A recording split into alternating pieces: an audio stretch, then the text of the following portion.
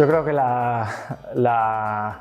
su frase "salir y disfrutar" es una manera de, creo que era una final de una de las Champions, donde dijo que no tengáis presión, no tengáis miedo, sal al campo y disfruta. O sea, no pienses en que es una final o no te añadas presión, sino juega liberado.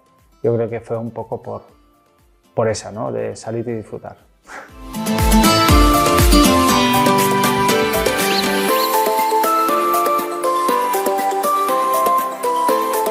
Yo creo que la gente es curioso, ¿no? Que se acuerda del finalista perdedor, a veces incluso más que el finalista ganador, que fue Alemania. Yo creo que el cambio, cuando veo imágenes de esos partidos como jugaba Holanda, era total fútbol total, todo el mundo, posiciones ocupadas, pero no en posición fija, sino los jugadores podían intercambiar, uno ponerse aquí, otro allá, bajaba un delantero abajo, mediocampista iba arriba. Y sobre todo yo sigo alucinando cuando veo imágenes, aparte de la dureza de juego, también con entradas durísimas, pero también en el sentido de, por ejemplo, los fueros de juego que hacían adelantado, que presionaban con 8 o 6 jugadores a un jugador rival. Y claro, cuando lo ves dices, esto es 74. Y esto se inició ahí porque normalmente el fútbol era diferente.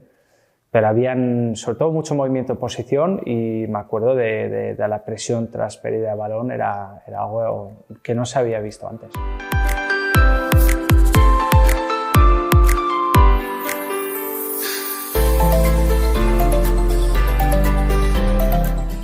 Creo que mi padre tenía una visión, primero por carácter, era rebelde, ¿no?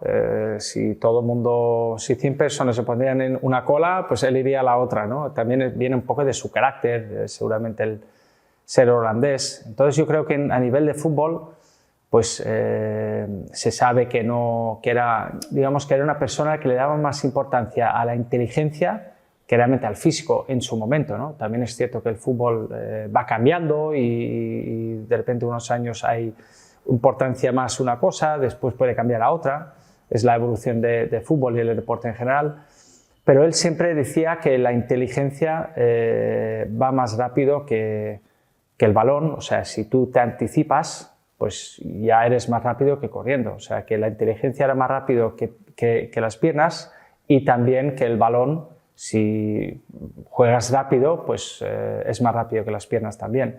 Entonces él intentaba darle una lógica en un momento que era curioso escuchar sus filosofías de fútbol o sus ideas.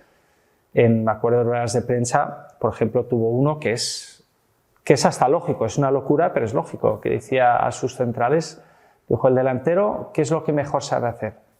Desmarcarse. Vale, pues no lo vamos a marcar. Claro, te quedas pensando que este entrenador está bromeando o qué dice. En el fondo es lógico. Si es el punto fuerte de uno, pues haz algo para que no pueda conseguir sacar su punto fuerte y hacerte daño. Claro, ¿cómo lo transmites a los jugadores en el campo? Pues él era capaz de hacerlo.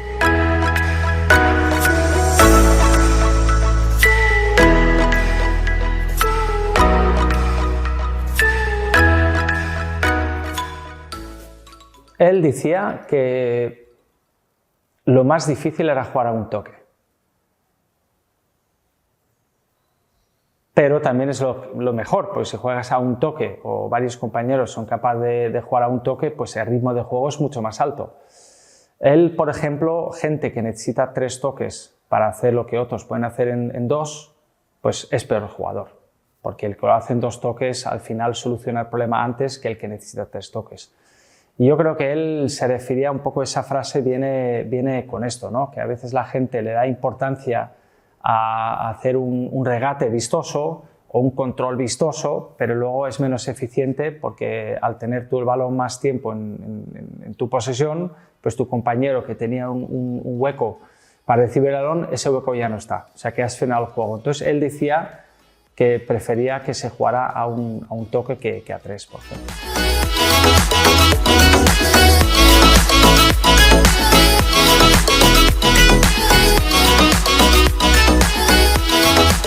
Es un poco, creo que es basado en la idea del 74, ¿no? Del fútbol total, como se conoce hoy en día, o total fútbol, en fútbol en inglés.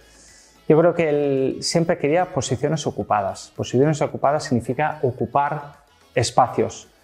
Pero antes, por ejemplo, había mucho marcaje individual en el campo, donde tenías un jugador que te perseguía por todo el campo, pues entonces lo que haces es cambias tú de posición, él te sigue y creas un hueco en la posición que el defensor ha dejado porque está contigo. Entonces al final atraes para que otro compañero aproveche. Entonces yo creo que muchas de sus ideas era tener constantes movimientos, porque entonces eres mucho más difícil de frenar. Si estás muy estático, pues para un defensor, para un equipo rival es muy fácil. Estamos así y dejamos que tocáis, pero aquí nos acercáis. Cuando hay movimientos siempre es más difícil de defender.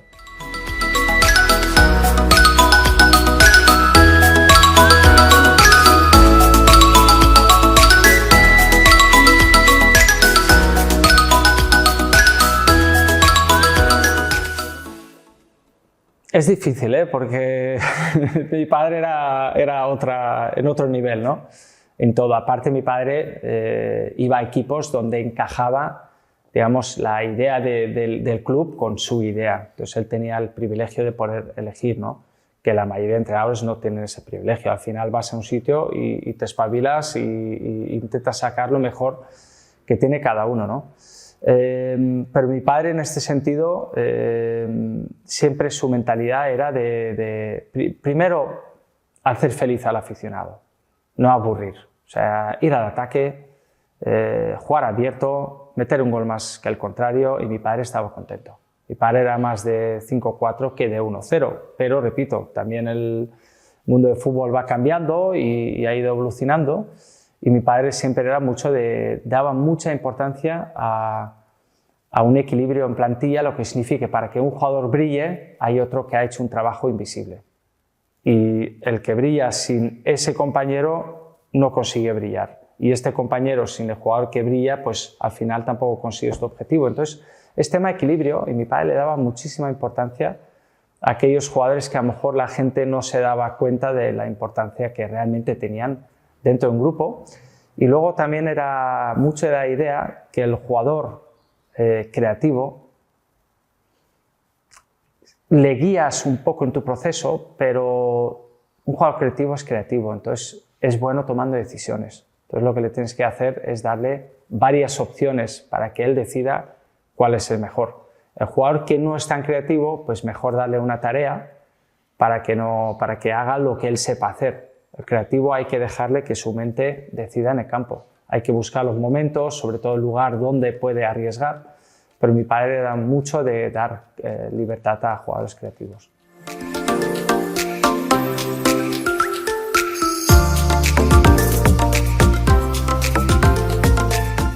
No sabemos cómo será en 15 años, pero hoy en día es cierto que la palabra transición o transiciones ha tenido muchísima más importancia que otros años.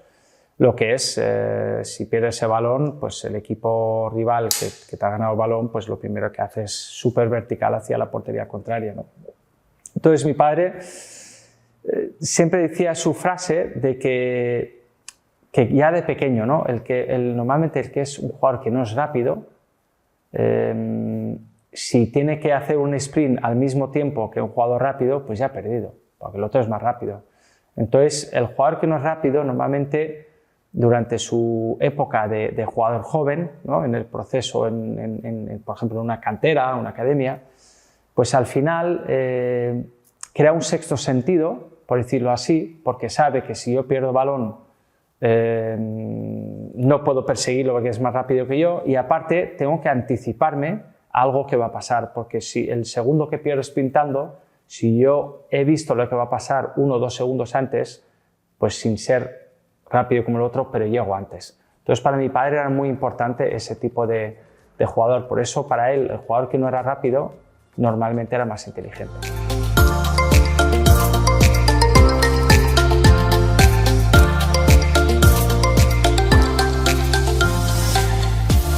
Bueno, disfruto con algo que cada vez se ve un poquito menos, el 1 contra 1 lo echamos de menos, esos jugadores que que en el momento y en el sitio adecuado del campo, pues que intenten que intenten driblar, ¿no? Hoy en día vemos muchos jugadores a piernas cambiadas, que es más asociativo que, por ejemplo, estar en la banda, buscar tu lateral y superarlo con uno contra uno. Creo que últimos años cada vez quedan menos jugadores de ese tipo, ¿no? Y a veces sí que es cierto, cuando veo un jugador me encanta verlo. Luego cosas que he llevado conmigo, incluso cuando me tocó entrenar en algún momento, cuando tienes esa duda de un cambio que tienes que hacer, que ves que pierdes un poco el control del partido y tienes que hacer un cambio, cuando no tengo claro qué cambio hacer, porque estás pensando entre esta opción o la otra, cuando no lo tengo claro siempre pienso en, bueno, ¿mi padre qué haría? Mi padre haría lo más arriesgado.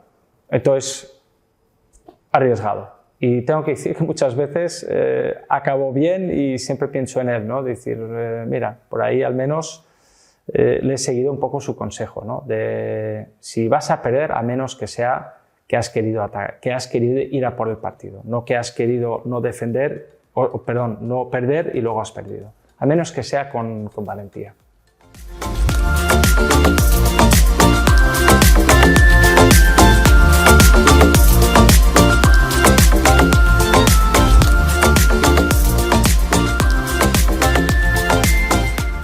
Bueno, creo que el cimiento en cada edad es diferente, ¿no? La mentalidad de un entrenador. Hay momentos en que a nivel profesional compites para ganar, tienes tus armas y tienes que identificar quién soy, cómo puedo jugar y cómo puedo ganar, ¿no? Entonces es un proceso, porque el fútbol al final son 1000 ideas. Te puede gustar una cosa o la otra, pero si la plantilla no está en la misma línea de lo que realmente quiere el entrenador, porque son diferentes tipos de jugadores, pues tienes que adaptarte, ¿no? Yo creo que cuanto más escuchas diferentes visiones, al final creas el tuyo.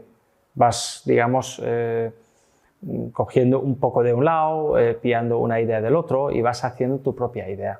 Yo creo que mi padre, como holandés también que es, siempre es personas que les gusta hablar de fútbol, pero también escuchan otros puntos de vista, que a lo mejor te gusta un poco menos, pero también de esto puedes aprender cosas y los juntas, ¿no?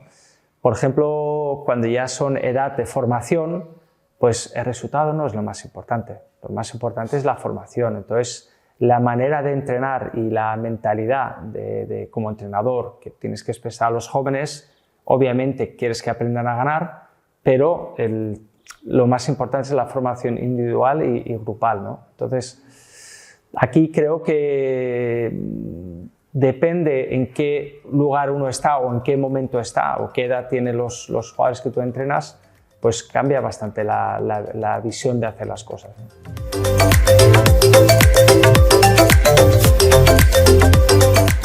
Bueno, ante todo, trabajar con estabilidad emocional, también muy importante digamos, la ayuda de los padres, del entorno de un chico joven, que mantenga los pies en el suelo. El fútbol o sea, el deporte en general, pero el fútbol tienes un sueño, no todo el mundo llega, cómo reaccionas con momentos difíciles. Yo creo que tiene que haber un seguimiento bastante personal y bastante, digamos, individualizado para jugar también como grupo, pero también ese jugador, porque un chico joven, al final una lesión y rompe tu carrera y no lo has cumplido y la vida sigue. Entonces creo que mi padre en este sentido da oportunidades, pero por ejemplo en mi caso me acuerdo que debuté en el primer equipo del Barcelona, ganamos 2-1, metí un gol y el otro, bueno, me tiré para un penalti, ganamos 2-1 y después del partido me dijo, bueno, ya has demostrado que puedes, pero ahora te voy a mandar al filial 4 partidos a ver si tienes la mentalidad adecuada, a ver si vas con pies en el suelo o si vas crecido, pues te vas a quedar ahí.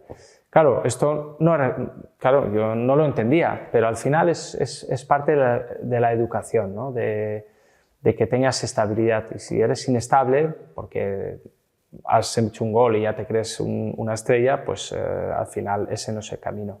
Entonces mi padre era muy de cuidar esos detalles. Es más, mi padre, si en algún momento, si un jugador joven sacaba malas notas en el colegio, era un pasota, pues A lo mejor no le hacía debutar cuando tocaba debutar, cuando el chico se lo merecía. Sobre mi padre era muy importante el comportamiento fuera del campo con tener las oportunidades. Hoy en día también es cierto que el fútbol ha cambiado en este sentido de que antes si debutabas a los 21 años eras un jugador joven. Hoy en día si debutas a los 21 es que ya ha cambiado tanto el fútbol que ya llegas un poco tarde. Al igual que antes con 32 pues ya era el momento de retirarse y hoy en día hay jugadores con 35, 36 años, un nivel altísimo. Lo que quiero decir es que debutan antes y se retiran más tarde y hay muchos años entre medio donde el futbolista pues, tiene una oportunidad de carrera de mucho tiempo. Y también, por ejemplo, hay muchísimos casos de jugadores que a lo mejor han debutado por casualidad y que luego han sido estrellas, ¿no? Que a lo mejor el plan 2 semanas antes era de irse cedido, no se fueron cedidos, se lesiona un compañero, entran ellos y son leyendas de un club. Sin decir nombres, pero hay muchísimos casos así. Entonces, como entrenador, no siempre lo que planificas, o como jugador joven, no siempre lo que planificas es lo que va a pasar. Por eso hay que estar preparado y hay que trabajar cada día con la ilusión de que puedas cumplir tu sueño.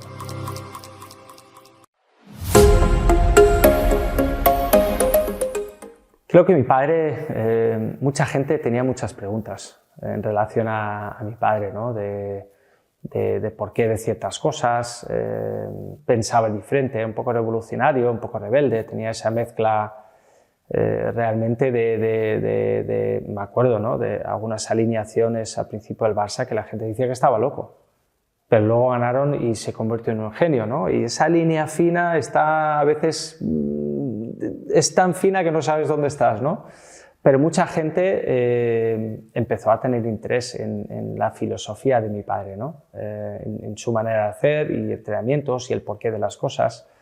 Y en este sentido llevamos tiempo, pero los últimos años, para mí, la persona que tiene muchísima información y pensamientos y metodología de entrenamiento y el porqué y saber explicar el porqué, es Albert Capellas. Y por eso cuando hablamos con Albert me pareció un hombre ideal para dar explicación a muchas preguntas que la gente pueda tener.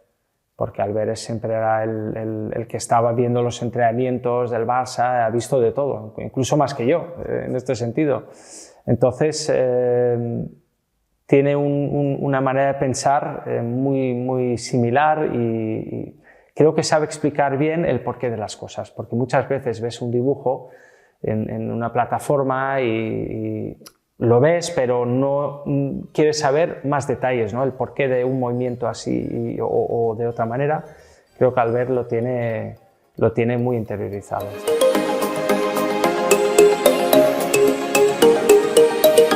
Sí, me acuerdo perfecto, en la primera aventura en el primer equipo chino que estuvimos. Y bueno, yo tenía mi silla, un poco mi sitio al final de la habitación y pasé y justo por detrás de él y miré y vi que llevaba días callado y súper concentrado en su ordenador, miré y digo, ¿esto qué hay aquí? Y con una bromita tal y al final me estuvo explicando su idea y la verdad es que me encantó. Me lo explicó, me enseñó con ordenador los movimientos, el porqué y la verdad es que me gustó mucho.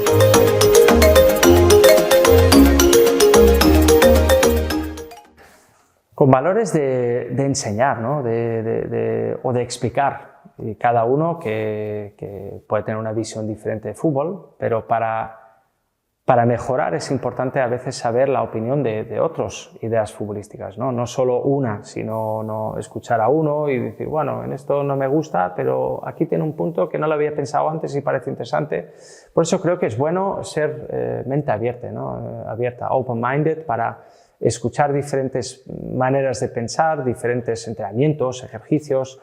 Yo creo que al entrenador hoy en día, aunque tenga una filosofía de juego táctico, luego encontrar los ejercicios que más adecuados son para la idea de uno, eso es muy difícil.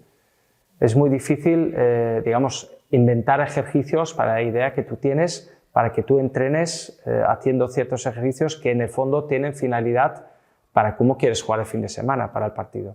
Entonces yo creo que esa parte intentamos ayudar, simplemente una herramienta más para escuchar a lo mejor algo diferente o para organizarte o para entender el por qué este tipo de ejercicio lo hacemos un martes o un miércoles, por qué esos días y no un viernes, y sobre todo de cara al final de como entrenador tu filosofía de juego. Es una herramienta de ayuda.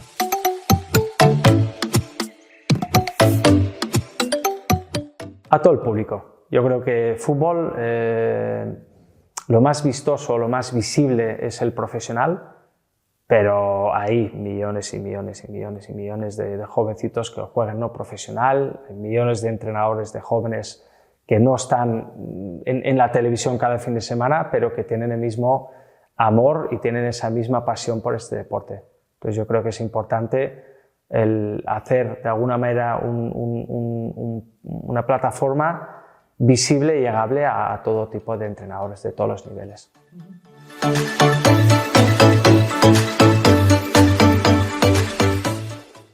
Yo creo que se explica, sobre todo cuando haces un ejercicio, te puede gustar más o menos, pero lo más importante es entender el por qué haces ese ejercicio, ¿no? Cada ejercicio en el entrenamiento va con una finalidad. A veces son ejercicios que te ayudan a tener el trabajo físico necesario que el preparador físico considera que ese día has de tener. Ese día de la semana se puede, digamos, exigir un poquito más y luego se baja la carga.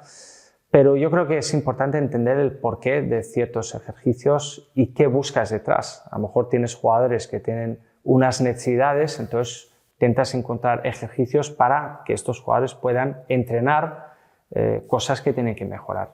Yo creo que todo es finalidad de mejoría individual, pero también mejoría colectiva de tu plantilla.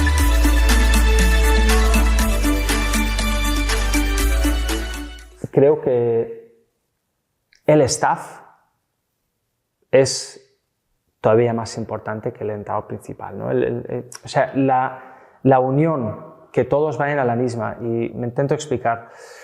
Hoy en día, el entrenador, según qué club estás, es muy importante la gestión de grupo, gestión de staff, pero también gestión de jugadores, que hay 20 y tantos jugadores con una mentalidad, todos son diferentes, y hay que intentar unirlos para que te escuchen, no porque tú seas el entrenador en el papel, soy el jefe, me tienes que escuchar. No. Quiero que sigas al entrenador porque crees en su idea. Y hay muchos entrenadores que tienen una gran idea de fútbol, pero luego cuesta llegar al jugador. Entonces, falta algo. Y por eso decía la importancia del staff, ¿no? Es importante de tener en el staff gente incluso que sabe más que tú en muchos aspectos, ¿no? Porque en el fútbol hoy en día tengo el balón, no la tengo, cómo presiono, cómo defiendo, centros, laterales o contraataques, cómo está el equipo, tus defensas, cómo están puestos cuando tú estás atacando, porque es igual de importante. Si hay pérdida de balón y yo no estoy bien organizado, tengo un contraataque, pero si estoy bien organizado, robo el balón enseguida para volver a atacar otra vez. Entonces yo creo que se mezclan muchísimas cosas donde hoy en día una persona no puede llegar a todo. Hoy en día hay tecnología, los GPS, hay muchos datos a estudiar, hay mucha información visual para ver qué cosas puedo mejorar yo, individual con jugador o colectivo tácticamente, o enseñar el peligro que puede tener el rival como equipo o otra vez como individual, cómo lo puedes defender mejor, cómo poner el cuerpo, etc. Hay tantas cosas hoy en día que la clave de un buen entrenador es tener gente a su alrededor que sepa o que sean especialistas en cosas que él no sabe. Al final hoy en día es el grupo el que gana, aunque haya una persona que es responsable y que al día de hoy, si estás en un club grande, también eres un poco, como diría, como representas a tu club, ¿no? Como portavoz. Ya no es solo lo que sabes de ejercicios de fútbol. Todo tiene que juntarse y es el staff el que tiene que llenar todos los boxes, ¿no? Hay que llenar todo lo que falta por hacer, busca gente y juntos llegar a la perfección.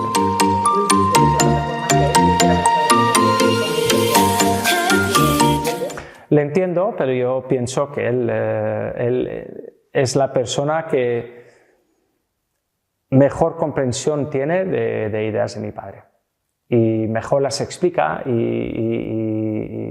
es un romántico, o sea, lo tiene tiene eso, la manera, o sea, tiene la capacidad de explicar una idea para que la otra parte la pueda entender. Eso es fundamental.